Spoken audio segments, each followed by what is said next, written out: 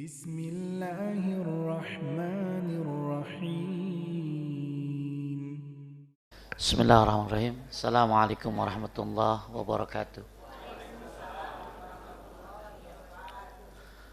Alhamdulillah nahmaduhu wa nasta'inuhu wa nastaghfiruhu wa na'udzu billahi min syururi anfusina wa min sayyiati a'malina may yahdihillahu fala mudhillalah wa may yudlil fala hadiyalah. Asyhadu an la ilaha illallah wahdahu la syarikalah wa asyhadu anna Muhammadan 'abduhu wa rasuluh.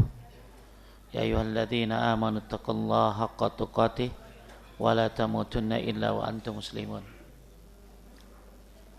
Ibu-ibu bisa mulai? Ya, nenek-nenek belakang berisik.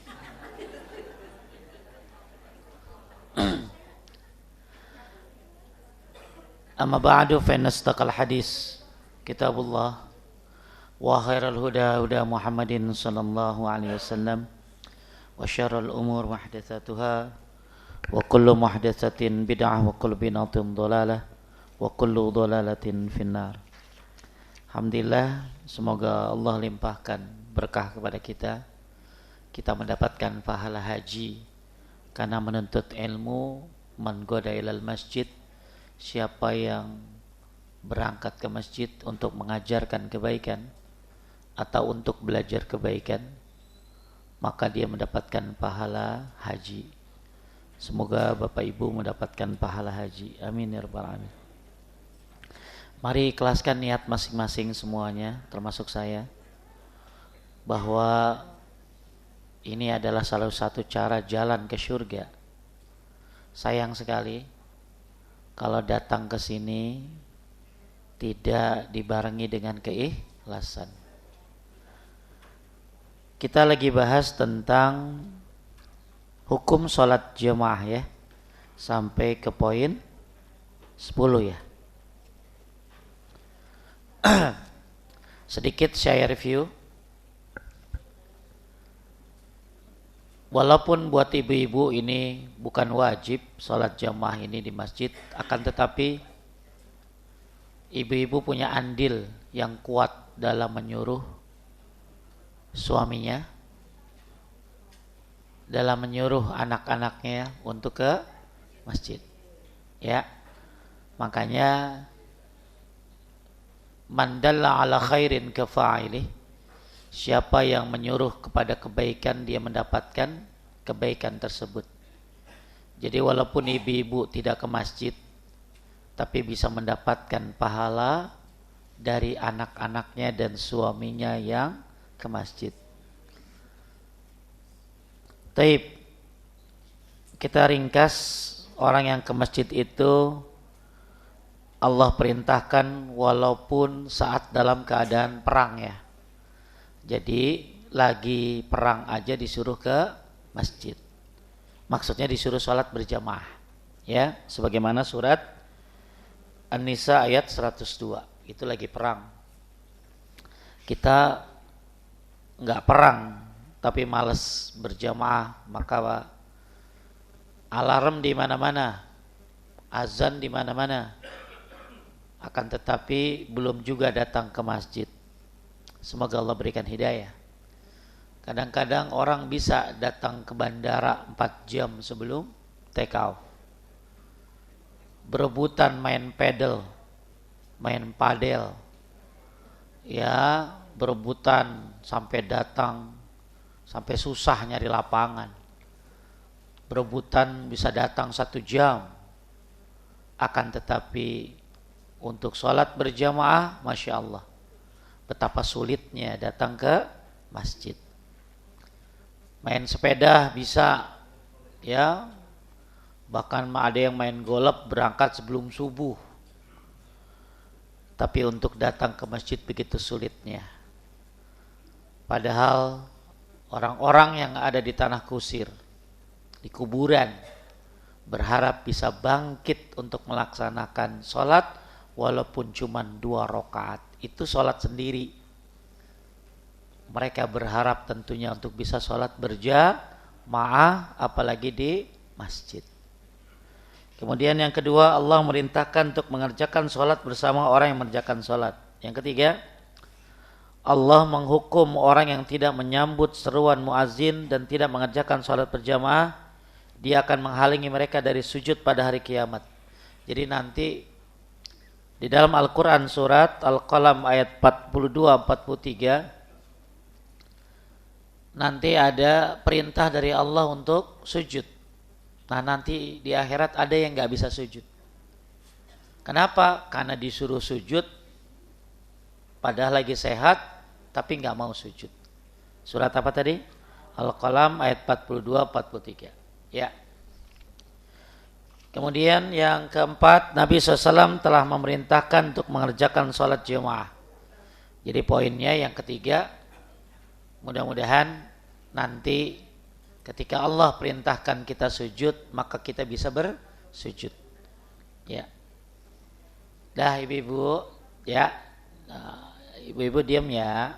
Ya, berisik banget mulutnya ya. Ya, kudu dilem kali. Ya. Dah. Kemudian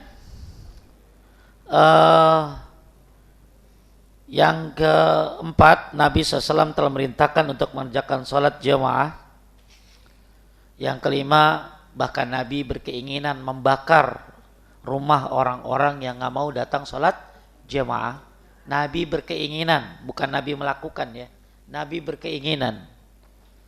Ya, jadi jangan marah gitu loh. Siapa yang mau bakar rumah gua? Bukan. Ya. Jadi Nabi berkeinginan membakar rumah orang yang tidak menghadiri sholat jemaah. Kemudian Nabi tidak memberikan keringanan kepada orang buta yang rumahnya jauh ya dari masjid tapi kedengaran azan. Bayangin, Nabi nggak ngasih keringanan untuk orang buta. Maka banyak yang viral orang-orang buta yang ke masjid. Malah saya pernah lihat ada seorang anak muda kakinya pakai kaki kayu. Jadi karena kecelakaan atau apa buntung gitu ya. Terus dia pakai kaki kayu. Terus saya tanya sama dia, Anda ke masjid nggak? Enggak. Coba lu ke masjid, pasti jadi pelajaran buat yang punya kaki, betul nggak? Ya. Yang kagak punya kaki aja berusaha ke masjid lah, yang punya kaki enggak. Nanti kita akan dihisab loh. Yang dihisab itu bukan cuma harta. Termasuk yang dihisab adalah apa yang kau pergunakan untuk jasadmu. Maka kita sering dengar firman Allah, summalatus alunna yauma idzin anin naim. Kita akan ditanya tentang nikmat yang Allah berikan kepada kita.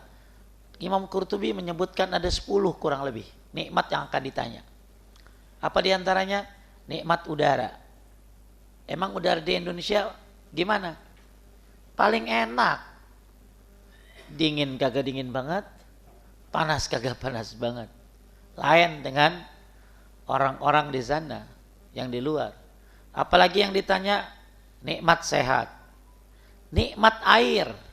Di Arab air susah, wudu susah. Maka nggak jarang Bapak dulu kalau kita naik dari Madinah ke Mekah pakai bis, itu kalau ke rest area, wah kagak enak banget, banyak penampakan. Ya, penampakan tokai, bau kencing, karena nggak ada air mereka, susah. Kita air kayak apa? Sampai kebanyakan, sampai banjir. Gampang wudu, ya, tuh nikmat air tuh akan ditanya loh. Kemudian jadi bukan terus nikmat makan enak akan ditanya. Dalam tafsir surat At-Takatsur, dalam tafsir surat At-Takatsur, Nabi pernah keluar siang-siang. Kenapa lapar? Ketemu sama Abu Bakar dan Umar yang keluar juga. Kenapa? Ternyata Abu Bakar dan Umar juga lapar. Akhirnya ketemu sama sahabat, lalu diservis nasi daging, kambing, dipotongin, dikasih kurma, dikasih air yang segar. Habis makan, Nabi bilang apa? Kalian akan ditanya tentang ini. Padahal Nabi sekali-kali makan enak. Gimana kita yang mungkin tiap hari makan enak? Maka penting makanan yang enak dibarengi dengan ketaatan kepada Allah Subhanahu wa taala. Ya. Penting setiap kita makan yang enak, kita teruskan makan yang enak ini dengan ibadah kepada Allah Subhanahu wa taala. Kemudian Yang ketujuh, Nabi SAW menjelaskan bahwa orang yang mendengar seruan azan lalu tidak memenuhi unsur itu, maka tidak diterima sholatnya. Ini yang paling keras hadis tentang sholat jemaah. Man sami'an nida falam yati fala salata lahu illa min uzrin. Siapa yang dengar azan dan dia tidak mendatanginya, maka tidak ada sholat baginya kecuali ada uzur. Makanya ini jadikan dalil oleh orang yang mengatakan sholat berjamaah itu adalah syarat diterimanya sholat. Sholat berjamaah di masjid itu syarat diterimanya sholat. Jadi gimana kalau yang gak ke masjid? Ya, maka dia tidak sempurna sholatnya. Nah ini buat laki-laki. Ya, kalau buat perempuan mah terlalu rajin malah. Kalau dibolehin ya habis semua, diambil sama dia. Ya, taib. Kemudian yang ke-8, meninggalkan sholat jamaah merupakan tanda-tanda munafik. Tanda munafik itu banyak. Ada berapa Pak Ustadz? Kurang lebih ada 30 tanda-tanda munafik. Banyak sekali. Salah satunya nggak mau sholat apa tadi? Berjamaah. Khususnya sholat apa? Isya dan subuh. Jadi kalau zaman dulu pengen tahu orang munafik gampang. Cuman kalau di kita kan tersebarnya tanda munafik tuh kalau ngomong bohong, kalau janji khianat, kalau dikasih kalau janji tidak tepat, terus kalau dikasih amanat khianat, itu tanda munafik yang ada di hadis Bukhari. Sedangkan tanda munafik dalam Al-Quran dan Sunnah kalau dikumpulkan kurang lebih ada sekitar 20-an atau 30 tanda-tanda munafik. Salah satunya dikenali dari sholat apa tadi? Isya dan subuh. Coba Bapak ketemu teman kagak sholat subuh di masjid, terus Bapak bilang munafik lu, waduh berantem Pak. Ya, padahal yang ngomong begitu ya Nabi SAW, asqalus salatu alal munafik minal isya wal fajr. Salat yang paling berat bagi orang munafik adalah salat isya dan salat subuh. Ya. Kemudian selanjutnya yang ke-9, orang yang meninggalkan salat jamaah dijanjikan akan dikunci mati hatinya. Naudzubillah. Dalam sebuah hadis dari Ibnu Abbas radhiyallahu an. Sampai sini teh? Sampai nomor sini? Ya. Ada Pak? Halaman 548. Hal itu didasarkan pada hadis Ibnu Abbas radhiyallahu an dari Ibnu Umar radhiyallahu an dan Ibnu Umar. Keduanya pernah mendengar Nabi sallallahu alaihi wasallam berada di atas mimbarnya bersabda, la yantahiyanna aqwamun an wada'ihimul jamaah aw la yahtimanna Allah ala qulubihim thumma la yakununna minal ghafilin. Hendaklah orang-orang itu menghentikan tindakan mereka meninggalkan salat jamaah, atau Allah akan mengunci mati hati mereka, kemudian mereka akan termasuk orang-orang yang lalai. Pak, ini peringatan. Jangan sampai meremehkan sholat jamaah. Bukan di rumah, di masjid. Ya, kadang-kadang ibu-ibu suka lebay. Mendingan mana Pak Ustadz? Suami saya jadi imam saya di rumah, atau suami saya ke masjid? Ya suruh ke masjid. Kenapa? Karena laki lu kagak bener Fatihahnya. Iya kan? Banyak bapak-bapak ketika COVID ketahuan Fatihahnya sama istrinya. Karena kalau COVID kagak pada ke masjid kan. Jadi imam buat istri dan anak-anaknya laporan sama saya kagak mau udah Ustaz berjamaah sama dia. Ngapa? Ya bacaan Fatihahnya hancur. Dan suami itu imam di dalam rumah tangga dalam segala keputusan yang harus ditaati. Tapi untuk sholat dia disuruh ke masjid, bukan ngimamin ibu. Kadang-kadang istrinya yang lebay. Kamu kan imam saya, imamin dong saya. Sedangkan lakinya oleh Nabi disuruh kemana? Ke masjid. Jadi jangan agama dipikirin oleh otak kita gitu loh. Bapak kan imam saya. Ya. Jadi imami saya, bukan. Jadi kewajiban laki-laki adalah ke masjid. Hendaklah orang-orang itu menghentikan tindakan meninggalkan sholat jamaah, atau Allah akan mengunci mati hati mereka, kemudian mereka akan termasuk orang-orang yang lalai. Ancaman tersebut tidak lain karena tindakan meninggalkan kewajiban yang agung. Na'udzubillah Pak. Hati ini lama-lama jadi lalai. Hati ini lama-lama jadi keras. Bukan sebab karena marah-marah mulu. Bukan karena sebab makanan yang haram saja. Hati keras bukan karena hatinya kotor. Termasuk yang membuat hatinya keras adalah dia meninggalkan sholat jamaah. Ada orang bilang begini, kan Bapak Ibu orang-orang dulu kalau bikin salah dihukum kan? Nabi Nuh umatnya diapain? Dikirim banjir. Umat Nabi Lut yang sodomi, ya boti-boti itu, ya diapain? Diangkat buminya ke langit, kemudian ditibanin ke bawah. Belum cukup Pak, lalu ditibanin sama batu yang ada nama-nama mereka. Jadi batu yang ada nama-nama mereka. Siapa orang-orang yang melakukan homoseksual. Nabi Hud sama Nabi Soleh juga sama diazab. Lalu apa buat umat Nabi Muhammad azabnya? Jadi ada orang nantang, saya nggak sholat, nggak diapa-apain sama Allah. Maksudnya dia mungkin sholatnya telat, nggak ke masjid, zikir jarang, nggak diapa-apain sama Allah. Apa jawaban dari Syekh Pak? Bukankah kamu yang biasanya sering baca Quran jadi jarang baca Quran? Itu hukuman dari Allah. Bukankah kamu yang dulu ya sholat segera berjamaah ke masjid, sekarang jadi tidak ke masjid lagi? Itu hukuman dari Allah. Bukankah kamu yang dulu sholat bisa khusyuk, bisa nangis, sekarang nggak bisa lagi? Itu hukuman dari Allah.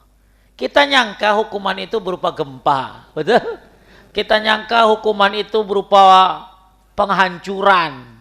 Padahal ketika hati kita lalai, ketika udah males sholat berjamaah di masjid, bisa jadi itu adalah hukuman dari Allah Subhanahu wa ta'ala. Ya termasuk Pak, gimana sulitnya khusyuk kita dalam sholat, betul? Ya, maka jangan remehkan hal-hal yang diperintahkan oleh Allah dan Nabi-Nya Sallallahu Alaihi Wasallam. Di antaranya disuruh untuk untuk sholat berjamaah. Kalau tidak, la yantahiyanna aqwamun an wada'ihimul jamaah.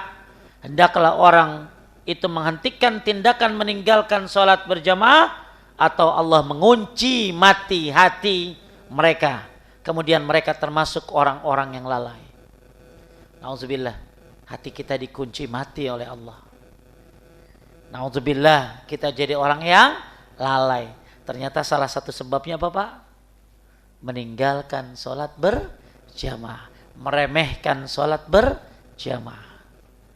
Ya, Bapak Ibu sekalian dimuliakan Allah. Dulu ada orang yang ninggalin sholat Maimun bin Mihran. Dia datang ke masjid Pak, udah tahiyat akhir. Apa yang dia ucapin? Innalillahi wa inna ilaihi rajiun. Kita kalau ada ngomong begitu kapan? Ada yang meninggal. Jadi begitu dia datang ke masjid, ya jamaah udah tahiyat akhir, dia ngucapin innalillahi wa inna ilaihi rajiun. Begitu Syekh Rabi datang ke masjid, jamaah udah bubar, dia ngomong innalillahi wa inna ilaihi rajiun. Bagi orang-orang salaf terdahulu, ketinggalan, bukan enggak ke masjid ya, ketinggalan. Ya, dia kan tetap ke masjid, cuman ketinggalan. Dalam arti kata jamaah sudah bubar, mereka mengatakan innalillahi wa inna ilaihi rajiun, karena itu bagian daripada musibah. Malah orang salaf dulu Pak, begitu datang ke masjid udah selesai bubar, apa yang dia lakukan? Dia cari masjid yang lain yang masih melakukan sholat berjamaah.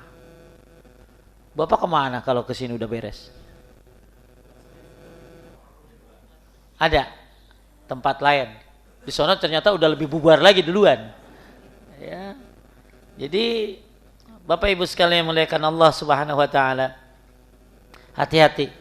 Ya, dan ibu-ibu bantu siapa? Suami, anak-anak, ingatkan. Walaupun suami kadang marah dikasih tahu. Ya karena ibu ngomong kagak bener. Kebaikan itu gampang kok, yang salah tuh nyampeinnya. Ada ibu-ibu, saya berantem Pak Ustadz gara-gara ngasih tahu sholat jamaah. Saya kan curiga, ibu gimana ngasih taunya? Iya sih saya ngomong begini Pak Ustadz, gua ke masjid tuh kayak tetangga noh. Iya. Langsung lakinya ngomong, lu kawin sama tetangga gitu loh.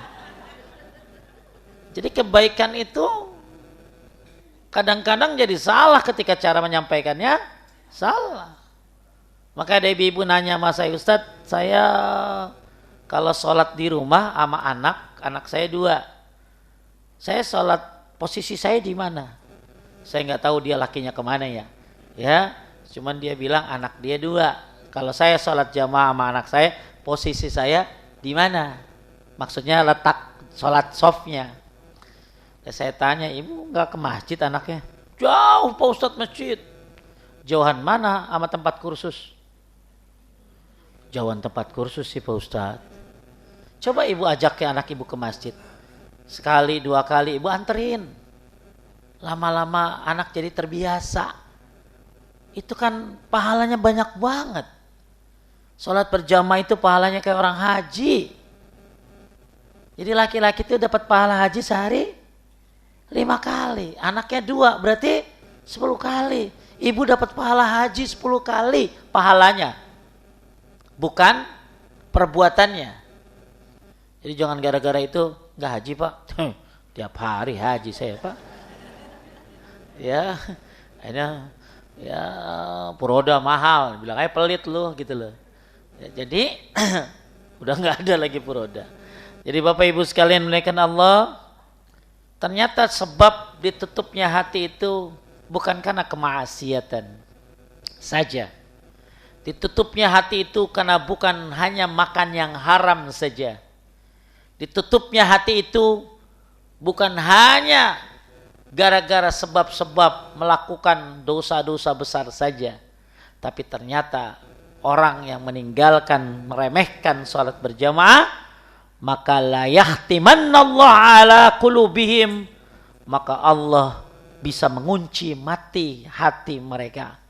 Kemudian sumbalayakunanna minal ghafilin, kemudian orang ini kalau udah dikunci mati akan jadi orang-orang yang lalai. Saya ya masih beruntung. Anak-anak sekarang kan beda Pak, Bu. Anak-anak sekarang tuh seneng banget di kamar. Nggak kayak zaman kita Pak.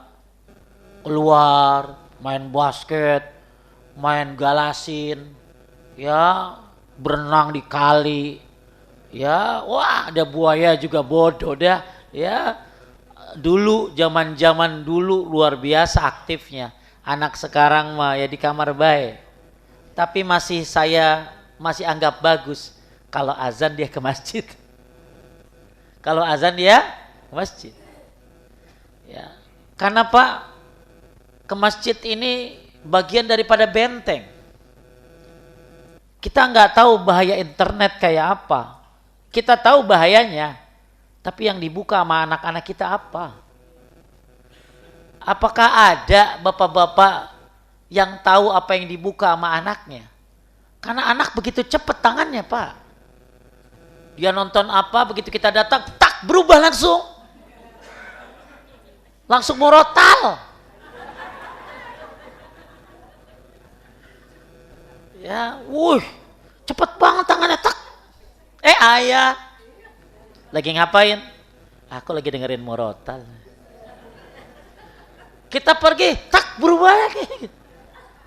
Kagak mungkin kan kita taruh CCTV di belakang dia, Pak.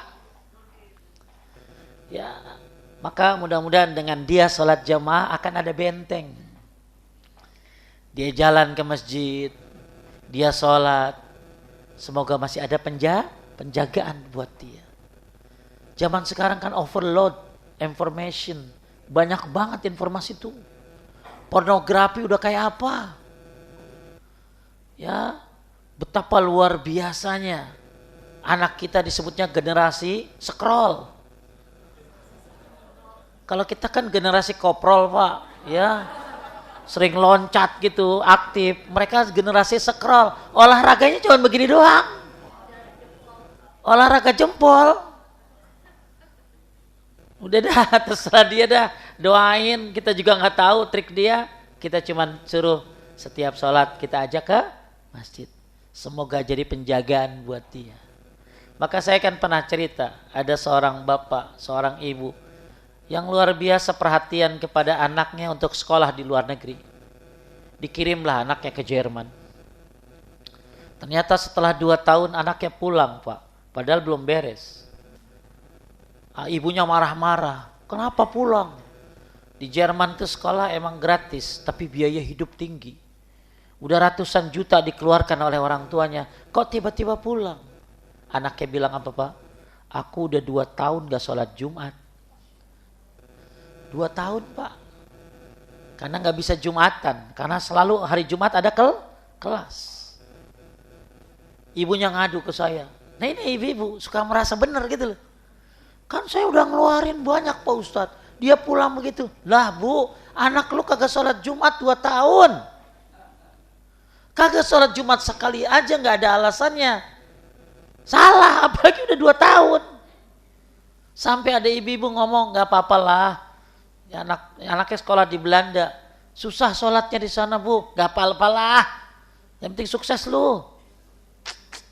Hati-hati ya. Saking pengen suksesnya anak, ibu lupa mengarahkan anak kepada kewajiban. Maka setiap ada yang mau keluar negeri, saya bilang cari apartemennya dengan masjid. Sekarang kan pasti ada di negara-negara, apalagi di Eropa lagi banyak sekali. Kalau orang masuk Islam, apalagi di UK dan lain, wah banyak banget.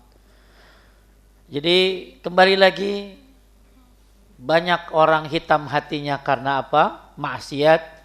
Karena banyak orang hatinya tertutup gara-gara dosa-dosa, dan ternyata hati bisa tertutup gara-gara meninggalkan sholat jamaah. Maka hati-hati ya. Apalagi setelah itu apa? Jadi lalai udah. Makanya kalau ada orang pengen coba untuk hijrah, mulailah dari sholat berjamaah di masjid. Taib. Itu yang ke-9. Yang ke-10, setan mengalahkan kaum yang tidak mendirikan salat jamaah di perkampungan mereka. Hal itu didasarkan pada hadis Abu Darda radhiyallahu an. Dia bercerita, aku pernah mendengar Rasulullah sallallahu alaihi wasallam bersabda, "Ma min salasatin fi qaryatin wala badwin wala tuqamu fihimus shalah illa qad istahwaza alaihimus syaitan falaika bil jamaah fa inna ma ya'kulu zibu minal ghanamil qasiyah." Tidaklah 3 orang yang berada suatu desa atau pedalaman yang tidak didirikan salat jamaah di dalamnya. Jadi ternyata di kampung itu enggak ada salat berjamaah, melainkan mereka akan dikuasai oleh syaitan. Jadi syaitan itu akan menguasai sebuah desa yang tidak ada sholat jamaahnya. Tidaklah 3 orang yang berada di suatu desa atau pedalaman yang tidak didirikan sholat jamaah di dalamnya, melainkan mereka akan dikuasai oleh syaitan. Oleh karena itu, fa'alaika bil jamaah, hendaklah kamu mengerjakan sholat jamaah. Fa innama ya'kulu zi'bu, karena sungguhnya serigala itu memakan minal ghanamil qasiyah, memakan kambing yang terpencil. Jadi Pak, emang ya kalau kita lihat tabiat binatang buas itu selalu mencari mangsanya yang sendirian. Maka ketika dia lihat ada kambing bengong di pojok, ya, itu jadi santapan serigala gitu. Makanya ketika suatu kampung yang tidak ada sholat berjamaah, maka bisa kampung itu dikuasai oleh syaitan. Karena tidak ada jamaah. Bapak Ibu sekalian menaikkan Allah Subhanahu wa taala, Zaidah mengatakan, Asy-Syaib mengemukakan yang dimaksud dengan jamaah adalah salat berjamaah. Dengan demikian Nabi SAW telah memberitahukan penguasaan syaitan atas mereka karena meninggalkan salat jamaah yang syiarnya adalah azan dan iqamah. Azan dan iqamah ini, ya Pak, setan itu kan pergi. Kalau ada apa? Azan. Pergi kemana? Pergi ke tempat yang nggak kedengaran azan. Ada yang menyatakan tempatnya tuh laut misalnya. Karena makanya ada sebuah riwayat setan suka kumpul-kumpul di laut. Terus dia balik lagi kalau azan selesai. Begitu iqamah dia kabur lagi. Maka azan ini tanda sholat berjamaah. Seandainya sholat jamaah itu sunnah yang seseorang diberikan hak memilih antara mengerjakannya atau meninggalkannya, niscaya setan tidak akan menguasai orang meninggalkan sholat berjamaah dan orang yang meninggalkan syiarnya. Jadi kalau misalnya sholat jamaah itu hukumnya apa tadi? Sunnah, ya setan nggak akan godain orang yang meninggalkan sholat jamaah. Maka berarti di sini apa? Sholat jamaah itu tadi saya bilang tadi benteng dari syaitan. Maka mudah-mudahan Adek, ya itu kan gini anak ini anak alfa ini ya. Ya, apa amat lu ya? Ya, dia diam ya. Dia kan mainannya anak sekarang tuh gitu. Botol dilemparin gitu ya. Ya, dia diam ya. Ya, tadi goda setan lu. Ya, dah. Jadi sampai mana tadi tuh? Lupa dah tuh ya. Ya, jadi anak-anak kita yang mungkin kita nggak bisa ngontrol dia sekarang, dimarahin, galakan dia, banyak keluh kesah orang tua sekarang, betul? Oh, zaman kita mah Bu, mainannya gesper, betul?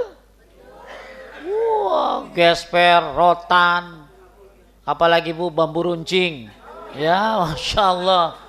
Luar biasa, anak sekarang mah baru dibilangin, dimelototin aja udah kena mental hurt. Ya, anak sekarang ngambekan, lebay. Ya, makanya disebutnya apa ya? Generasi stroberi, lembek. Ya, lebay.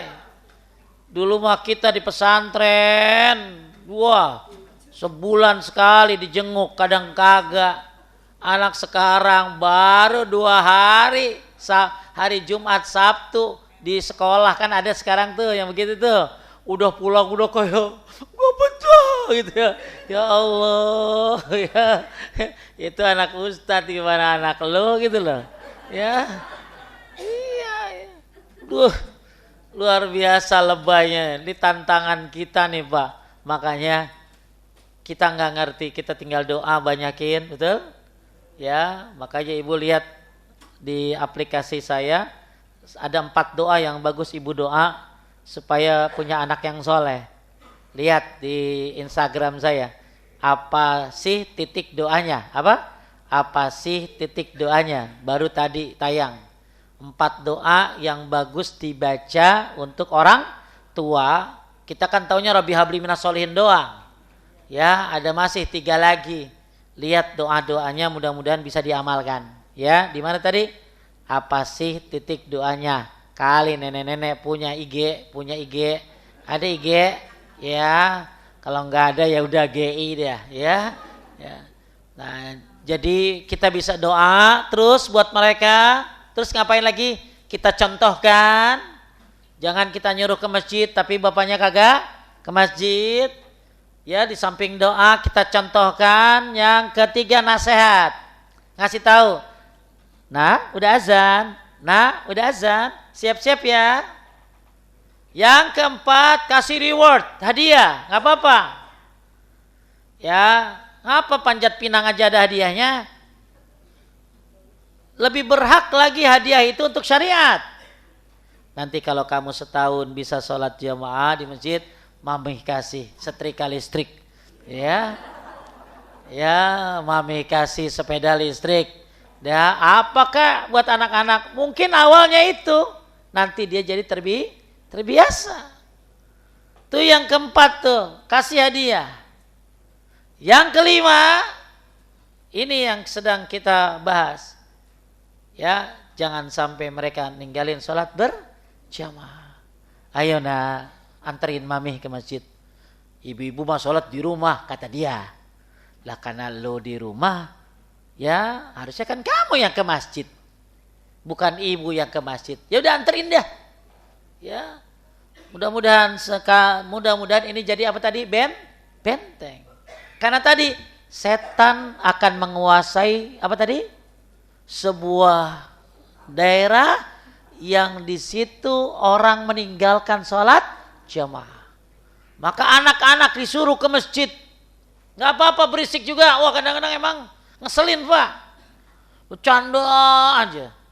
Ya, senggol-senggolan. Emang rada-rada kesel kita juga. Tapi daripada dia kagak ke masjid, malah di masjid sono mah di Bintaro ya. Itu anak-anak kecil pada ke masjid. Kayaknya soleh banget. Sampai duha ke masjid. Tahu-tahu bolongin kotak amal. Kotak amal udah kayak soleh banget gitu ya. Tahu-tahu bolongin kotak amal, ketangkep. Ya dibawa polisi. Besoknya ganti lagi oknumnya. Itu ngambilin sendal-sendal yang bagus. Kayaknya di training dia. Nih sendal bagus nih, Krok. Kalau yang gambarnya Krok gambarnya serigala bukan Krok itu namanya. Ya diajarin pokoknya sendal bagus kayak apa, ketangkep lagi. Ya, jadi serba salah. Kadang-kadang kalau datang ke masjid cuman ngambilin aqua doang yang ada di kulkas. Ya, terus bercanda dan lain sebagainya. Ya nggak tahu anak dari mana. Ya tapi kita kan nggak bisa nuduh. Ya udah sholat lah, bagus lah. Ya. Jadi kalau di sini ada anak-anak kecil sholat, ada, ya, alhamdulillah ini dia pada, ya, alhamdulillah nih pada sholat mah ya. Nah jadi jangan sampai dihalangi mereka sholat ke masjid. Dan kadang-kadang aki-aki ini suka bikin mereka nggak ke masjid. Orang kan aki-aki pengennya tenang suasananya. Emang udah suasana kuburan dia, ya. Jadi pengennya bawaannya tenang banget gitu ya. Giliran ada berisik dikit, tunjuk pakai tongkatnya. Begitu tempat jadi tempatnya dicegol. Tempat gua gitu loh. Ya, kagak boleh deh kasihan. Memang Pak, saya sendiri terganggu dengan berisiknya mereka. Ya, tapi ya daripada mereka tidak ke masjid. Maka masih bagus mereka ke masjid. Yang ditakutkan nanti setelah kita mati, apakah ada anak-anak yang akan ke masjid? Sekarang aja yang muda-muda bisa dihitung, betul? Yang muda-muda bisa dihitung. Coba dari sini, coba lihat tuh, aki-aki baik. Nah, lihat tuh. Yang muda-muda berapa orang? Ya. Maka kalau kita halangi dia ke masjid, dicurigain. Ya, yang penting nggak ketangkep aja sih, gitu loh. Ya maksudnya kalau ada bukti ya lain lagi. Ya kita nggak bisa seujon. Kadang-kadang ya itu tadi keluhannya. Ya mungkin sampai-sampai ada kan di masjid suka ada rompi Pak. Rompi apa? Sholat tuh. Habis aja gitu loh. Mungkin dia make terus lupa dibalikin kali gitu loh. Ya, maka tulisin yang gede rompi masjid gitu loh. Ya. Ya. Jadi saya pribadi terganggu tapi masih mending daripada mereka tidak hadir di masjid. Oleh karena itu butuh motivasi dari siapa? Bapaknya. Bapaknya kerja. Jadi dari siapa? Dari ibunya. Ya. Lihat aja gitu tuh di depan tuh kayaknya soleh banget, mana ngantuk dia tuh. Tapi masih bagus daripada kagak ada gitu loh. Ya kan kagak bisa diam anak-anak kayak gini mah tuh. Kalau ini main aqua gitu, kita lagi sholat Pak, lagi zikir itu aqua dilemparin berdiri. Kalau udah dia senang banget. Ya udah daripada kagak ke masjid ya, makanya ya ini tinggal di sini mereka Pak, di sini ya, di markas ini ya, alhamdulillah sih ada tapi bukan orang sini. Bukan ya, mudah-mudahan ya mancing dah ya. Ada berapa nih? 13 ya. Ngantuk? Tidur aja nggak apa-apa ya, apa ya, nggak apa-apa ya, nggak apa-apa ya, nggak apa-apa, yang penting bisa duduk udah bagus banget ya. Kalau aki-aki duduk di sini mau bajar gitu ya. Ya emang waktunya ya. Nah, kalau kamu duduk di sini udah luar biasa ya, luar biasa. Taib. Kembali lagi, Bapak Ibu sekalian muliakan Allah, memang strategi setan ini luar biasa dalam membuat manusia tidak sholat berjamaah. Hatta mungkin ada Bapak pengalaman. Kalau mau ke masjid Bapak sakit perut baik. Bawaannya kentut aja. Ya, lagi wudu, udah selesai wudu, udah mules. Ya, ada aja. Ya istilahnya gangguannya tuh ada aja supaya masjid itu jadi kosong. Alhamdulillah sekarang masih banyak. Maka Yahudi ya belum takut sama kita. Karena dia akan takut sama kita itu kalau orang sudah sholat subuh kayak sholat Jumat Pak. Lihat sholat Jumat kayak apa? Rame orang pada datang. Yang sholat subuh banyak kan member kan. Orangnya itu aja. Ya kadang-kadang aki-aki yang ajan dia, yang qomat dia, yang imam dia. Ya pulang di opname. Ya. Dalam Al-Quran, surat Al-A'raf ayat 17. Coba buka Al-A'raf ayat 17.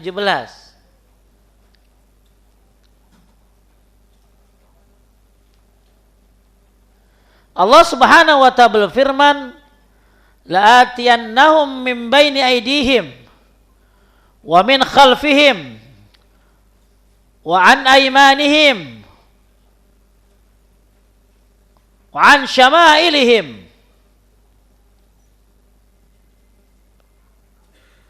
Ada Bu? Kami akan mendatangi mereka. Dari mana? Dari depan. Jadi setan itu akan datangin manusia dari mana? Surat apa nak? Surat apa tadi? Enggak, anak kecil nih. Surat apa? Al-A'raf ayat 17. Ya, Al-A'raf ayat berapa? 17. Dicatat, nanti ditanya loh sama gurunya. Ya. Dalam surat Al-A'raf ayat 17 Allah berfirman bahwa setan akan mendatangi manusia dari arah depannya. Apa maksud dari arah depan? Kata Ibnu Abbas radhiyallahu anhu, yakni yaitu aku akan membuat mereka ragu terhadap akhirat mereka. Jadi setan godain kita dari depan. Maksudnya apa setan godain kita dari depan?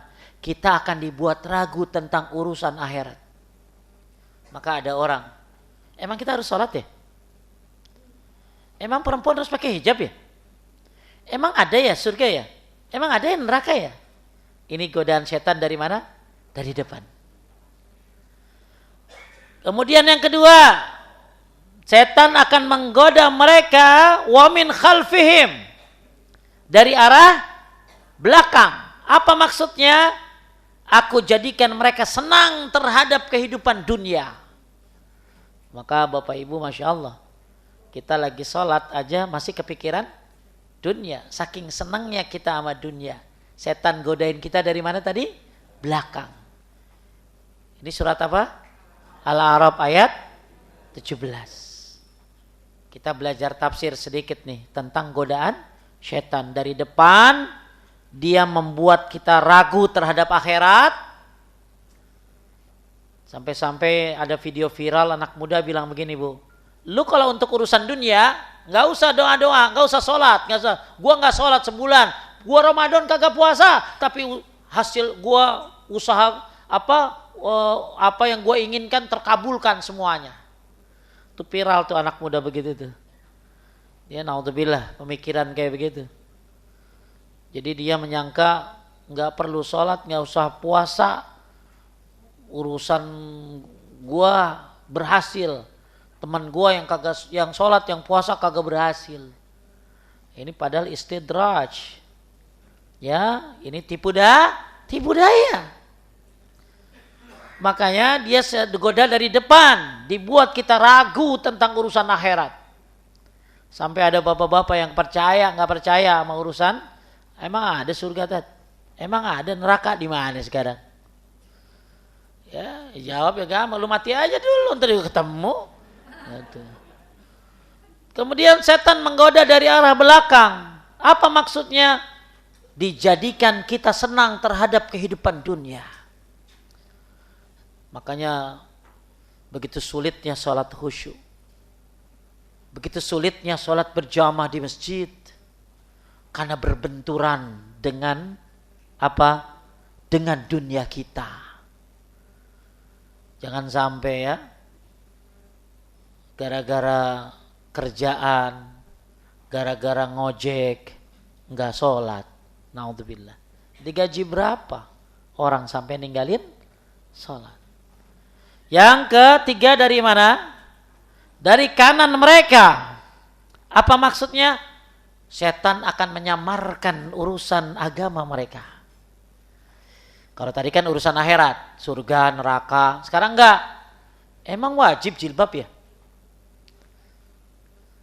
Ya, wah, diposting tuh. Postingan video si siapa tuh yang kagak pakai jilbab yang sering di TV. Gak usah disebutin, gak usah diomongin. Ya, mau langsung nggak usah. Ya, Bu, diposting. Wah, yang penting baik. Banyak cara menuju Allah, nggak harus pakai jilbab. La haula wala quwata illa billah. Ya, nih ragu terhadap urusan agama. Apalagi yang halal aja susah, apalagi yang haram aja susah, apalagi yang halal. Bapak Ibu sekalian memuliakan Allah, hati-hati itu godaan. Setan menggoda dari mana tadi? Kanan. Kita dibuat ragu tentang urusan agama. Ngapain sih ke masjid? Di rumah aja cukup. Nah gitu tuh. Ya, buat apa ke masjid? Capek, di rumah juga sama. Sholat juga kan. Yang penting sholat. Dengar-dengar hadis, pahala, surga. Gampang amat masuk surga. Ya pasti alasannya apa? Wah, banyak orang-orang yang digoda oleh setan sehingga setan menggoda dari sebelah kanan mereka sehingga akhirnya ragu terhadap urusan agama mereka. Sampai-sampai mereka bertanya, buat apa sholat jamaah di masjid? Ini godaan syaitan. Ya. Kemudian satu lagi dari mana? Dari arah kiri mereka. Yaitu apa? Aku jadikan mereka senang terhadap perbuatan maksiat. Jadi komplit Pak. Depan, belakang, kanan, kiri. Kita digoda semua dari 4 penjuru. Yang gak disebutin atas, bawah. Ya, kalau atas berarti selama dia tetap connecting kepada Allah, tetap bertauhid kepada Allah. Bawah selama dia tidak sombong, ada penafsiran demikian. Mudah-mudahan Allah selamatkan kita dari godaannya dari 4 penjuru ini. Maka salah satu cara agar kita tidak digoda oleh dia dengan cara sholat berjamaah di masjid. Kalau ibu-ibu di rumah boleh sendiri. Boleh juga berdua sama siapa? Sama anaknya yang perempuan, sama pembantunya. Ya. Tapi kewajiban berjamaah adalah untuk laki-laki. Taib. Kita lanjutkan poin yang ke-11. Dicatat tuh ya. Al-A'raf ayat berapa? 17. Godaan setan begitu luar biasa. Kemudian yang ke-11, diharamkan keluar dari masjid setelah azan dikumandangkan hingga sholat jamaah dilaksanakan. Nah ibu-ibu nih, ibu-ibu kalau kajian ibu misalnya selesai jam 11. Ibu mendingan pulang. Jangan sampai begitu azan ibu pulang. Paham? Ya, mama kan enggak ngobrol lama. Begitu, padahal 1 jam tuh batasnya. Ya, begitu tiba-tiba Allahu Akbar, pamit ya, gitu ya. Ya, kita lihat dalilnya. Hal itu didasarkan hadis Abu Sya'sa, dia bercerita, kami pernah duduk di masjid bersama Abu Hurairah radhiyallahu an. Muazin pun memandangkan azan. Kemudian ada seorang yang berjalan meninggalkan masjid. Jadi udah azan dia malah apa Pak? Keluar dari masjid. Pandangan Abu Hurairah mengikutinya, jadi diikutin Pak, orang itu keluar. Maksudnya pakai pandangan. Lalu Abu Hurairah berkata, adapun orang ini telah mendurhakai Abul Qasim. Maksudnya adalah Rasulullah sallallahu alaihi wasallam. Jadi jangan keluar dari masjid kecuali ada uzur. Kalau udah azan. Apa uzurnya? Toilet, wudu, memang lapar, kudu makan, atau ada ustadz yang pengen jadi imam di masjid lain setelah dia ngajar. Ya. Abu Hurairah menyebut orang tersebut durhaka kepada Rasulullah sallallahu alaihi wasallam atas tindakannya. Kenapa? Keluar dari masjid setelah azan dikumandangkan, yakni karena dia meninggalkan sholat jamaah. Pernah ada lihat orang begitu Pak? Azan keluar. Ya, malah ada orang kita lagi sholat jamaah, dia sholat sendirian. Terus dia pergi dah. Ngapa? Ya orderan. Sayang banget ya. Belum tentu dia bisa ketemu lagi sholat jamaah. Betapa sholat jamaah ini pahalanya besar. Bapak datang ke masjid aja, 1 langkah ngapusin dosa, 1 langkah naik derajat. Itu langkahnya. Terus Bapak nungguin sholat aja dianggap orang sholat, nungguin doang. Bahkan dari rumah jalan ke masjid itu udah dianggap sholat. Terus datang nungguin sholat, berapa menit lagi, 5 menit lagi, malaikat doa, Allah maghfir lahu, Allah marhamhu, ampuni dia, sayangi dia. Terus sholat qobliyah anggaplah 2 rakaat. Terus atau sholat wajib dah. Sholat wajib. Habis sholat wajib zikir dulu sebentar. Malaikat doainnya 3. Ampuni dia, sayangi dia, terima tobatnya. Yang ngambil depan didoain oleh Allah dan malaikatnya. Sop pertama. Ada yang menyebutkan juga sop kedua. Terus ngambil sebelah kanan. Ya termasuk juga didoain oleh Allah dan malaikatnya. Belum pahala-pahalanya. Maka Bapak Ibu sekalian muliakan Allah, terlalu banyak pahala keutamaan sholat berjamaah. Ya, mudah-mudahan ini jadi aset besar. Alhamdulillah ya. Yang pensiun dapat waktunya. Coba kalau lagi muda kagak dapat dah. Karena banyak loh. Lagi muda, ya makanya belum tentu nih yang muda-muda dapat setua-tua yang pensiunan. Kan pada rencana, nanti dah kalau gue udah pensiun baru ke masjid. Kagak dapet. Yang udah pensiun, alhamdulillah dikasih kesempatan. Saya punya jemaah, dulu Pak Karyanto rahimahullah. Dia begitu pensiun, ya alhamdulillah dikasih kesempatan. Sejam sebelum sholat jamaah udah ada di masjid. 5 waktu full sampai akhir hayatnya. Alhamdulillah dikasih kesempatan. Nah, yang jadi masalah yang muda-muda dapat nggak kesempatannya? Sedangkan umur nggak ada yang Tahu. Maka yang muda ya udah mulai dimulai. Yang tua ya emang udah waktunya. Alhamdulillah syukurin karena dapat kesempatan. Ya, masih enggak Bapak nih yang sebelah kiri saya ini? Punya enggak teman-teman yang udah tua tapi enggak jamaah ke masjid? Ya banyak. Kalau golep subuh sebelum subuh datang. Bahkan sekarang ada pedal, ya main pedal. Ya luar biasa untuk olahraga datang main sepedanya jauh-jauh Pak Bogor. Ya luar biasa ada tua-tua.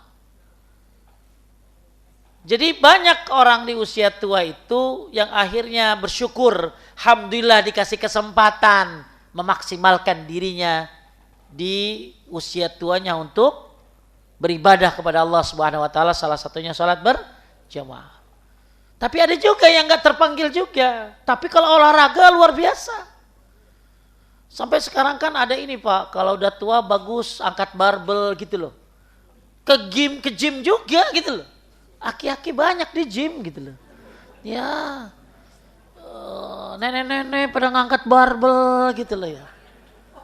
Tapi ngelangkahin kakinya ke masjid itu masih susah. Ada lagi Pak, aki-aki kalau subuh saya sering ketemu ituin apa? Nyapuin halaman rumah anaknya. Jalan bareng-bareng sama istrinya yang udah sama-sama tua. Tapi nggak ke masjid juga gitu loh. Ya, jadi banyak model aki-aki gitu loh ya. Ya, aki-aki tipe A, tipe B, tipe C, tipe D. Ya. Nah, yang alhamdulillah yang tentunya yang di usia tua itu bersyukur alhamdulillah dikasih kesempatan. Ini kan kesempatan bapak-bapak nih yang udah sepuh-sepuh untuk supaya ya meninggalkan dunia ini dalam keadaan penuh amal dan husnul khatimah. Ya makanya ya alhamdulillah kalau memang kita dikasih kesempatan. Nah yang muda belum tentu ketemu. Ya banyak anak-anak muda di usia muda udah kolesterolan, udah kena diabetes. Padahal itu penyakit-penyakit usia tua kan. Ya anak-anak bahkan ada anak ya SMP udah kena cuci darah ya Allah. Ya semoga Allah jaga anak-anak kita ya. Semua kan dari makanan, betul? Ya makanya kata Imam Ibnul Jauzi, berapa banyak orang tua yang dihukum oleh Allah dengan sebab dosa di usia mudanya. Apa maksudnya? Kebiasaan-kebiasaan masa muda yang salah dilanjutkan di usia tua. Saya tanya Bapak Ibu, emang orang diabetes langsung gitu, begitu makan cokop rape langsung diabetes gitu. Begitu makan maca langsung, begitu makan apa tuh janji jiwa atau makan kopi kenangan langsung diabetes gitu. Pasti sebabnya apa? Masa muda. Maka di masa tua begini kan kita udah ngurangin gula, betul? Ngurangin ini, ngurangin itu sampai nenek-nenek manis pun udah dikurangin sama Anda dilihat. Ya. Kenapa? Dosa. Jadi banyak orang yang di usia tua itu sudah mengurangi gula, garam, dan lain sebagainya. Maksudnya apa? Hati-hati, kebiasaan masa muda dilanjutkan di usia tua. Bagaimana dengan dosa yang Anda terusin di usia tua? Kebiasaan kagak sholat diterusin. Kebiasaan sampai ada bapak-bapak saking sibuknya dia ya sibuk kan, karena dia biasa sibuk, akhirnya terus kerja, terus sampai akhirnya pensiun.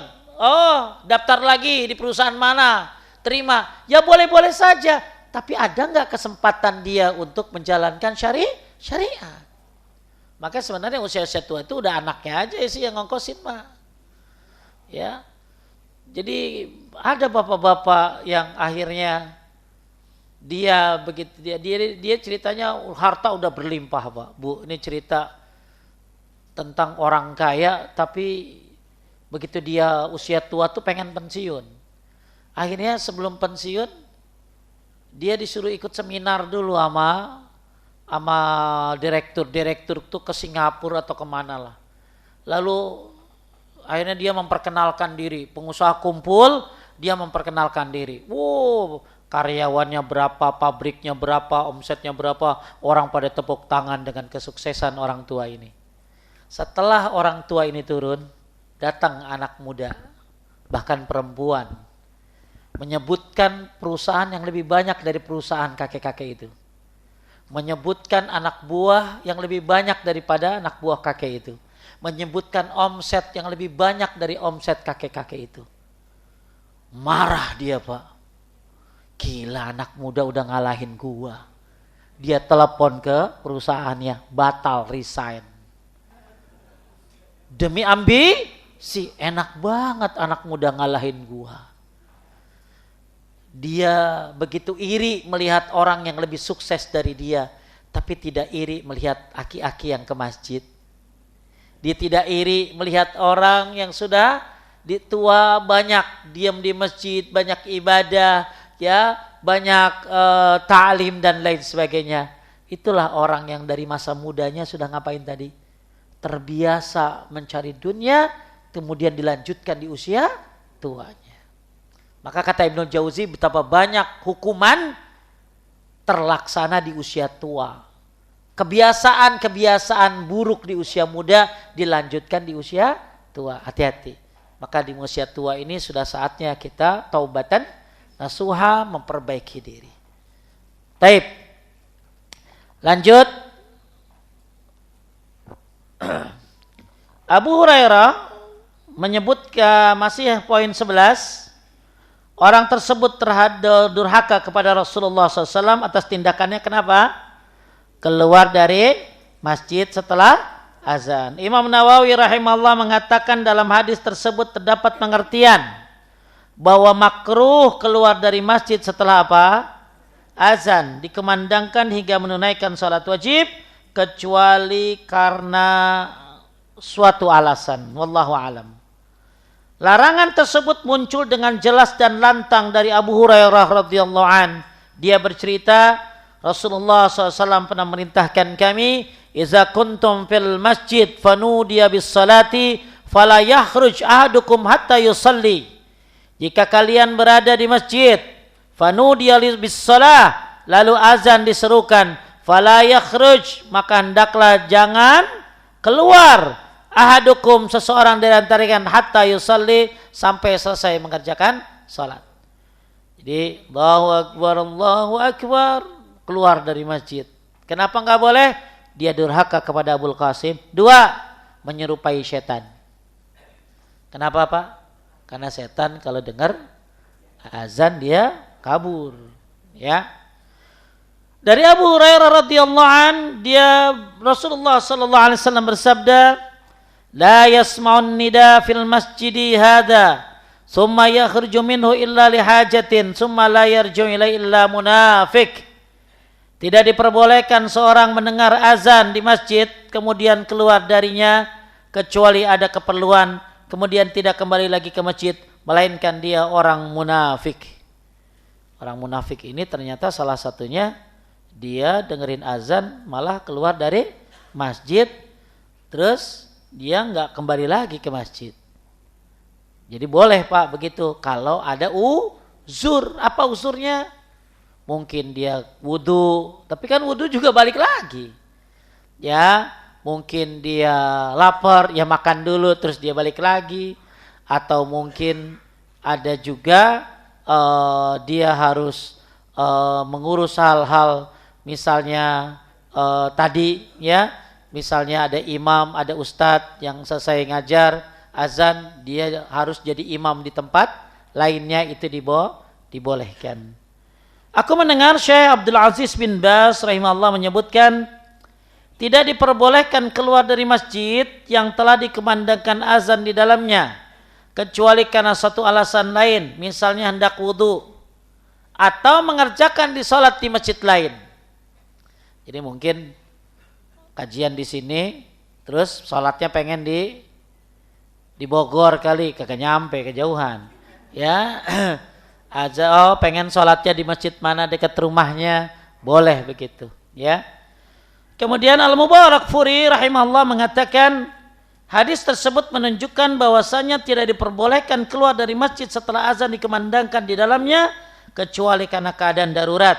Misalnya orang yang dalam keadaan junub, orang yang memiliki hadas kecil, orang yang terkena mimisan, apa tuh yang keluar darah dari hidung, atau salah satu anggota badannya berdarah dan lain-lain. Demikian hal dengan orang yang menjadi imam untuk masjid lain dan orang yang semisalnya.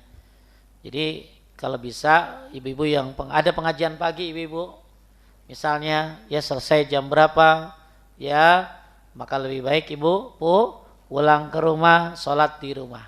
Tapi yang pengen sholat ke masjid ya udah duduk di masjid, jangan sampai pas azan baru pulang. Taib. Ada yang mau nanya sampai sini? Kita sudah bahas poin 1 sampai 11. Saya ulangi dari poin 9 kita bahas tadi. Orang yang meninggalkan sholat jamaah dijanjikan akan dikunci mati hatinya. Saya ingatkan Bapak Ibu, musibah bukan hanya gempa. Musibah bukan hanya banjir. Tapi termasuk musibah adalah ketika orang dikunci mati hatinya oleh Allah Subhanahu wa taala. Setelah itu apa yang terjadi kalau udah dikunci mati? Maka dia jadi orang yang lalai. Na'udzubillah. Apa sebabnya? Karena meninggalkan sholat jamaah. Cuek terhadap sholat jamaah. Ya, meremehkan sholat berjamaah. Ternyata Anda bukan gak dapat pahala 27 doang. Kirain ya, orang kalau gak sholat jamaah, ya gua dapatnya 1 di rumah, gak dapat 27. Kirain orang gak sholat jamaah itu efeknya cuman gak dapat pahala 27 doang. Ternyata efeknya bisa diapain Pak? Dikunci mati hatinya, bahkan nanti dia akan jadi orang yang lalai. Saya udah pernah bahas bagaimana kedudukan hukum sholat berjamaah. Banyak pendapatnya. Tapi saya pribadi adalah orang yang mewajibkan diri untuk sholat berjamaah di masjid. Karena hadisnya begitu banyak. Bahkan kata Abu Malik ke Sayyid Salim, orang yang tidak sholat berjamaah di masjid rugi. Karena pahalanya begitu banyak. Itu poin yang ke-9. Semoga Allah jauhkan kita dari dikunci mati hati ini. Kemudian sebabnya apa Pak? Karena meninggalkan, meremehkan sholat jamaah. Ya. Ke-10. Setan mengalahkan kaum yang tidak mendirikan sholat jamaah di perkampungan mereka. Ingat, serigala akan memangsa kambing yang sendirian. Maka sebuah kampung, sebuah desa, kalau enggak ada sholat jamaahnya, bisa jadi menyebabkan setan menguasai orang-orang yang sholat sendirian di rumahnya.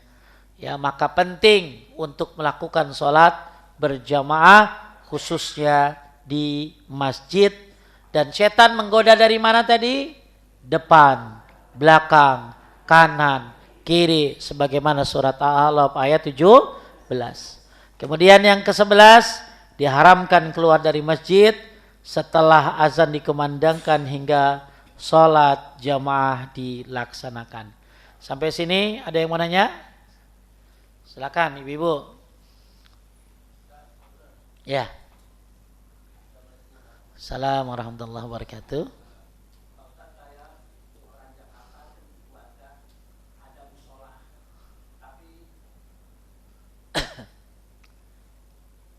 Ya, udah kencang suaranya. Ya, musola ini Pak Ustadz kita keluarga, tapi itu sudah diwakafkan.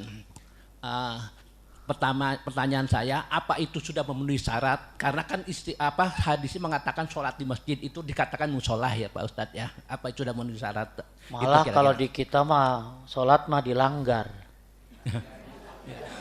Ya, dilanggar, ada namanya langgar. Jadi gini Pak, Bapak Ibu, sebenarnya bedakan antara musola dengan masjid. Kalau musola di Arab itu lapangan. Kalau Idul Fitri orang Arab disebutkan di musol, maksudnya apa tadi? Lapangan. Jadi kalau di kita musola itu masjid kecil, kalau masjid gede namanya masjid. Sebenarnya musola itu adalah masjid selama ditunaikan sholat 5 waktu, walaupun dia nggak pakai sholat Jumat. Kan ada musola, tapi musolanya bukan di rumah kan, tapi di komplek. Ya, jadi saya juga bingung, nggak ada Bapak pergi ke Arab, nggak ada di Arab Pak. Musola, nggak ada nama di Arab. Bapak kemana-mana, masjid kecil ataupun besar namanya masjid. Bapak misalnya keluarlah dari daerah Mekah, pergi ke kampung-kampung Arab, ya, tetap namanya masjid. Nah di Indonesia tahu siapa yang bedain gitu loh.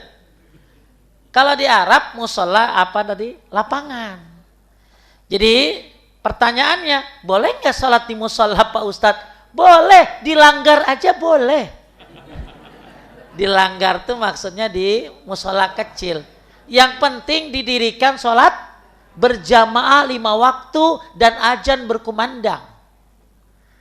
Makanya kayak ini kan masjid ini, masjid jami ini namanya, masjid besar.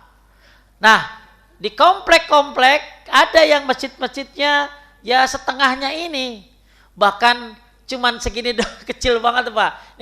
Ini kan sampai sini nih, segini setengah ini segitu doang gitu loh. Itu tetap namanya apa? Masjid. Walaupun kecil, yang penting diwakafkan. Ya, yang penting diwakafkan. Yang kedua, dia diperbolehkan buat orang umum. Ya di rumah saya juga ada musola kalau begitu. Memang boleh orang kampung ke situ? Iya kan? Di rumah saya juga ada musola Pak Ustadz. Ya udah orang kampung boleh sholat situ. Gak pada mau kan pasti dia.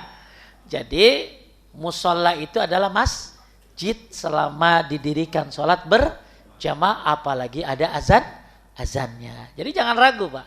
Tapi kalau itikaf, bagut di masjid jami'. Masjid jami' itu masjid yang besar. Lebih bagus lagi di Masjidil Haram.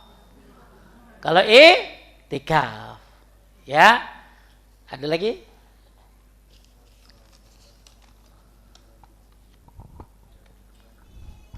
Taib. Gimana kalau masjid yang ada kuburan? Pertama, Bapak kagak usah iseng. Kalau ada masjid jangan celangak-celinguk, sholat aja. Ini mah kagak, inspeksi dulu. Jadi kita tidak akan dihukumi kalau nggak tahu. Apalagi kita udah bingung sholat di mana. Pas sholat lihat kanan kiri, ya ada kuburannya. Kagak sholat nanti. Ya ini sholat di pom bensin. Karena ada di daerah-daerah tertentu yang itu masjidnya itu pasti banyak kuburannya. Kalau kita udah tahu ya jangan, nggak boleh. Tapi kalau belum tahu, belaga aja Pak. Saya juga begitu. Kalau di daerah-daerah yang saya kagak tahu, belaga aja, wudhu. Pas begitu habis wudhu, ya kelihatan ya ada kuburannya. Baru saya pergi gitu loh. Ya, jadi kalau bisa hindari masjid yang ada kuburannya. Ya, kan itu wakaf Pak Ustadz. Wakaf Pak, kalau Bapak ngasih wakaf berarti ngasih buat umat, betul? Berarti kalau Bapak mati ditaruh di situ berarti ngambil wakaf dong. Ya kan banyak orang kalau mati ditaruh di samping masjid ya, dan maka lebih baik dihindari masjid yang ada kuburannya. Apalagi kalau sampai di dalam. Ya, kalau bisa cari yang kita sesuai usaha dulu kita. Cari, makanya lebih baik sholat. Makanya kita kalau pergi kemana-mana mikirin sholat di mana gua. Daerah Jakarta ada Pak tempat-tempat yang memang udah bersih, steril. Daerah mana? Oh di sini. Daerah mana? Di sini. Tapi kalau nggak kenal, udah masuk aja. Nggak usah lihat-lihat, inspeksi gitu loh. Jadi yang pertama hindari masjid yang ada kuburannya di dalam atau di pekarangannya, itu yang utama. Tapi kalau ternyata ya tapi ada ulama yang ini walaupun di pekarangan juga nggak boleh gitu, maka lebih baik dihindari. Malah saya pernah Pak sholat Ini masjidnya agak unik, Pak. Masjidnya tuh begini. Set, tangga, set, ada lagi di sini. Ya, ada 2. 1, tangga, set. Ya saya sholat dong, Allah di sini dong, di sholat pertama tentunya. Pas habis sholat, beli aqua. Saya jalan ke warung, ternyata itu panggung, Pak. Di bawahnya kuburan. Jadi saya sholat di atas kuburan. Iya, jadi itu masjid, ya ternyata di bawahnya kuburan gitu. Nah, yang aslinya di sini yang nggak ada kuburannya. Ya, jadi intinya kalau kita tahu ada kuburannya lebih baik dihindari. Walaupun cuma di halaman. Walaupun ada yang bilang kalau di halaman nggak apa-apa, yang penting nggak boleh di dalam masjidnya. Tapi lebih baik dihindari walaupun ada di halaman. Makanya dicek dulu kemana kita mau pergi. Taib, yang tidak boleh melihat aurat yang bukan muhrim siapa aja? Yang tidak boleh melihat aurat yang bukan muhrim. Saya bingung ini pertanyaannya. Yang tidak boleh melihat aurat yang bukan muhrim siapa aja? Ya yang bukan muhrim. Yang ini terbalik pertanyaannya sebenarnya. Ya, mahram yang boleh ngelihat aurat siapa aja gitu loh. Bukan yang tidak boleh melihat aurat yang bukan muhrim siapa aja. Ya. Jadi kalau mahram itu anak, paman, bibi, orang tua, terus siapa lagi? Nah, sekarang auratnya seaurat apa? Gini. Ibu jangan mikir berarti saya boleh dong kelihatan sampai itu sama anak, nggak boleh tetap. Yang boleh ngelihat ibu aurat dari inti-inti itu cuma suami. Anak pun cuma boleh ngelihat dari sini nih. Jadi jangan biasain mandi sama anak. Ya, karena ada ibu mandi bareng anak. Ya, terus apalagi anaknya udah beranjak udah mulai mau balik. Jadi yang dibolehkan adalah ya dari anak tuh hanya boleh ngelihat aurat-aurat seperti di sini sampai ke sampai ke dengkulnya. Itu anak boleh ngelihat itu. Bukan berarti ibu akhirnya pakai celana pendek di rumah, terus pakai baju pendek, kan anak. Itu nggak boleh begitu. Jadi ibu tuh boleh kelihatan aurat apa tadi? Aurat. Emang ada batasan-batasannya. Ada yang bilang dari mana tadi? Dari sini nih, dari leher. Itu boleh dilihat oleh anak. Sampai apa tadi? Sampai dengkul. Saya lupa malah. Pokoknya yang boleh ngelihat aurat secara sempurna cuma suami aja. Jadi, Bu, kalau supir Pak Ustadz, ya supir tetap kagak boleh.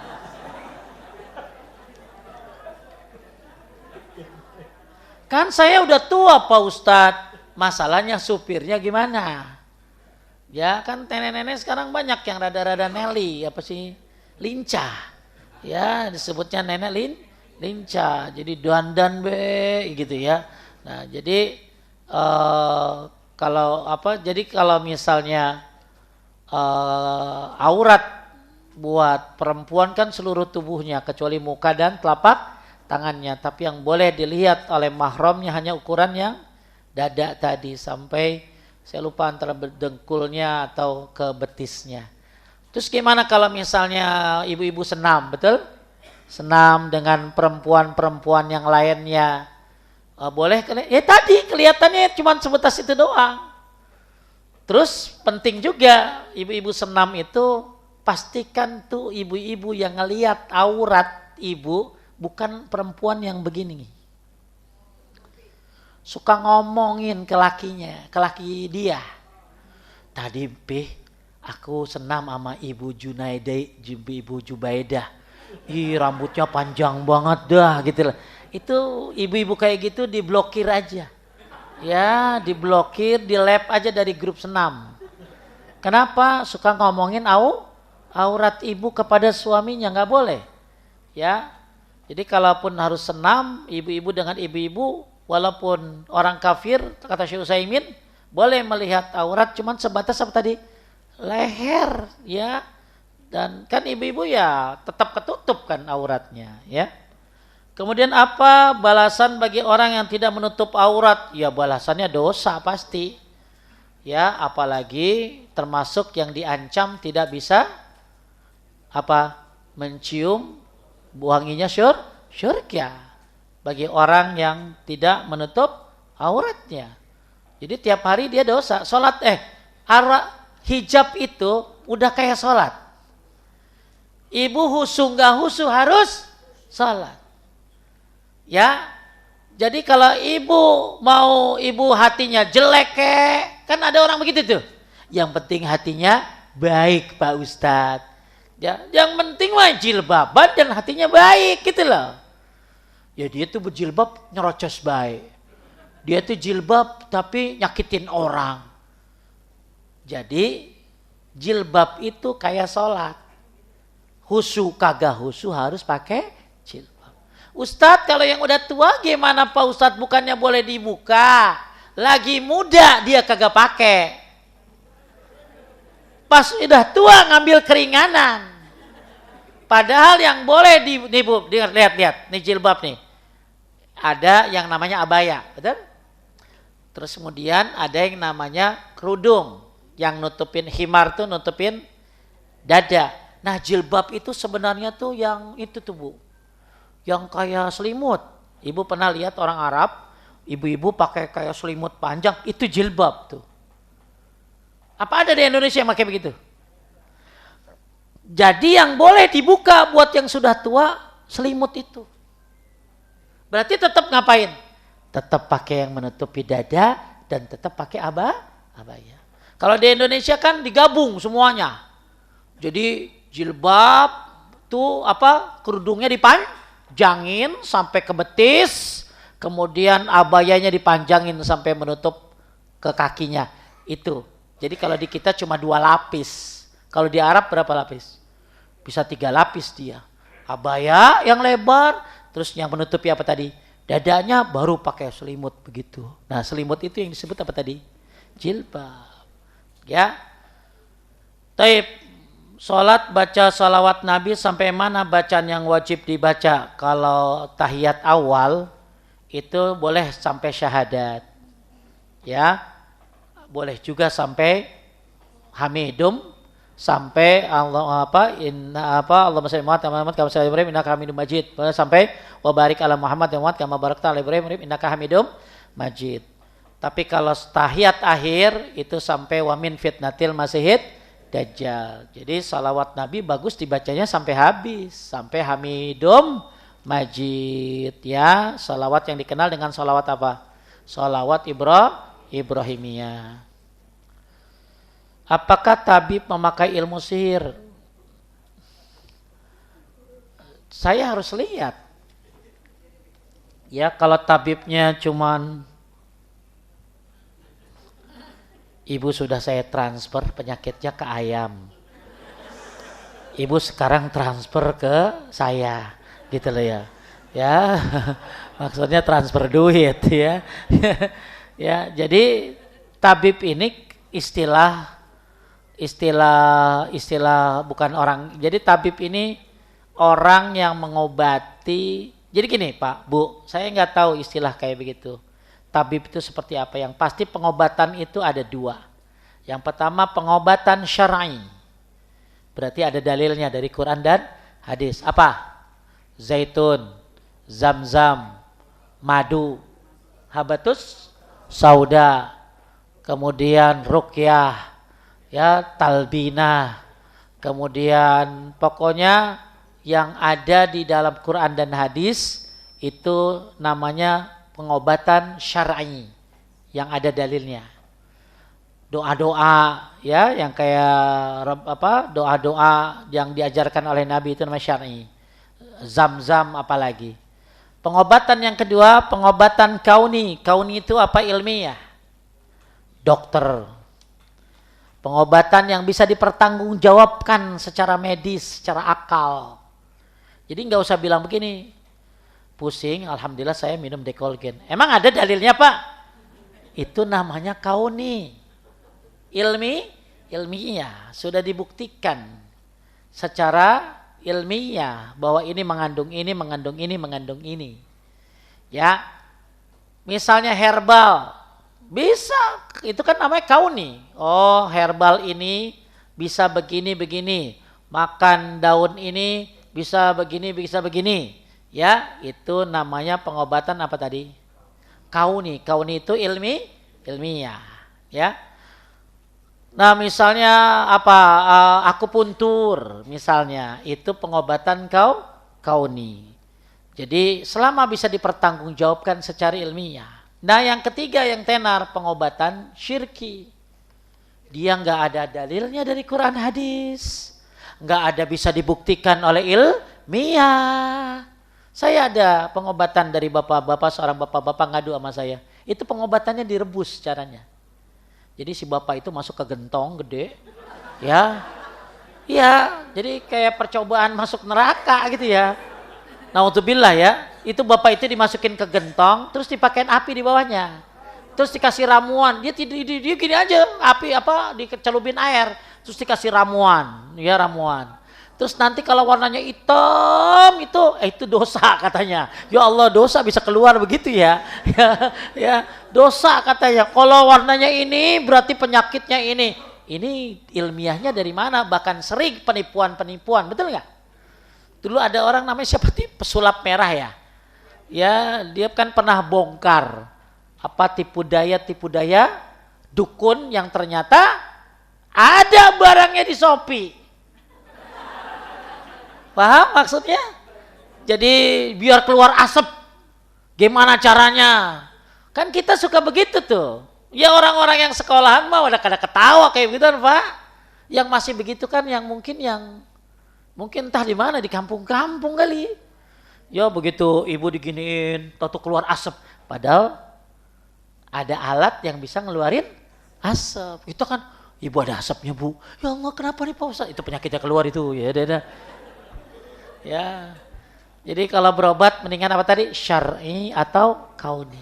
Makanya banyak syekh besar meninggalnya di rumah sakit karena pengobatan apa tadi? Kauni.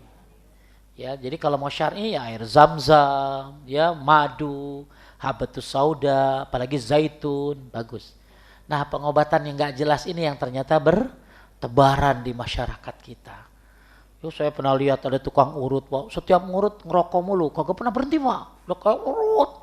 Itu kayak gitu loh, kayak jin kayak gitu tuh. Ya. Wah, jadi hati-hati. Pokoknya kita bukan nyari sembuh.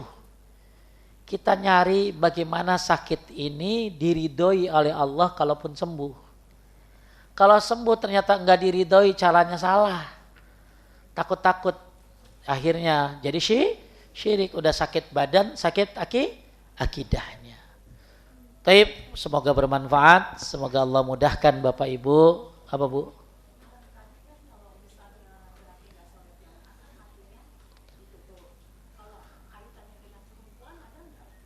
Kaitan apa?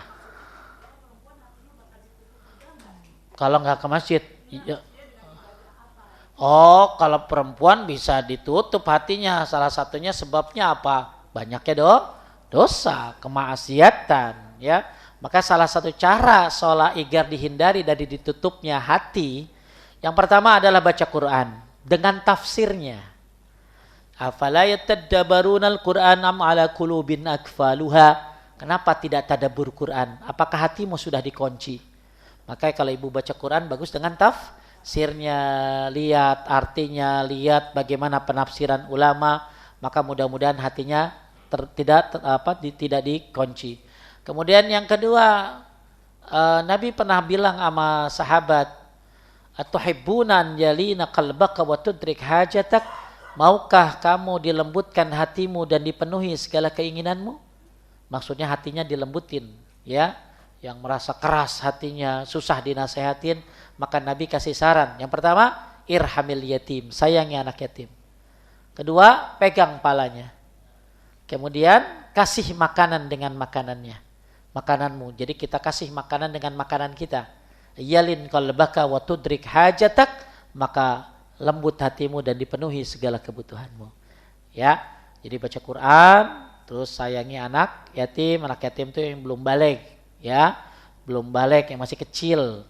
Kalau udah gede, cantik, terus diusap palanya, yang ngusap bapak-bapak lagi, ya, tuh aki-aki doyan itu mah, ya, yatim ya, ya, yatim tuh anak kecil yang belum balik, ya.